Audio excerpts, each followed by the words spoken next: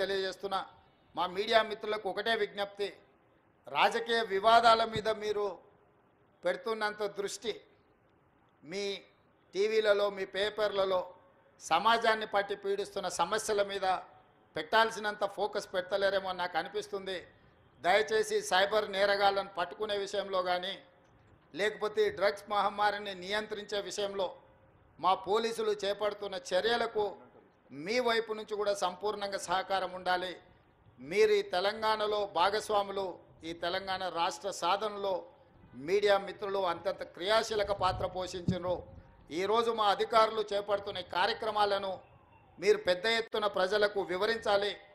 మొన్న మెగాస్టార్ చిరంజీవి గారు డ్రగ్స్ నియంత్రణలో తన వంతుగా ముందుకొచ్చి వారొక వీడియోని అద్భుతంగా తయారు చేసి మా డిపార్ట్మెంట్కి ఇచ్చిండ్రు.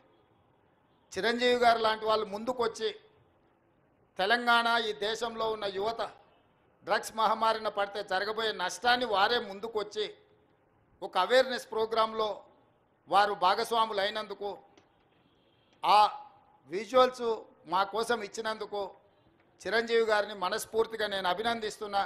సినిమా ఇండస్ట్రీలో ఉండే ప్రముఖులకు కూడా నా సూచన, మీ కొత్త సినిమాలు రిలీజ్ అయినప్పుడు టికెట్ ధరలు పెంచుకోవడానికి జీవోల కోసం ప్రభుత్వాల దగ్గరకు వస్తున్నారు, కానీ సామాజిక సమస్య అయిన సైబర్ క్రైమ్ డ్రగ్స్ నియంత్రణలో మీరు మీ సామాజిక బాధ్యతను నెరవేర్చడం లేదు అని మా ప్రభుత్వం భావిస్తుంది.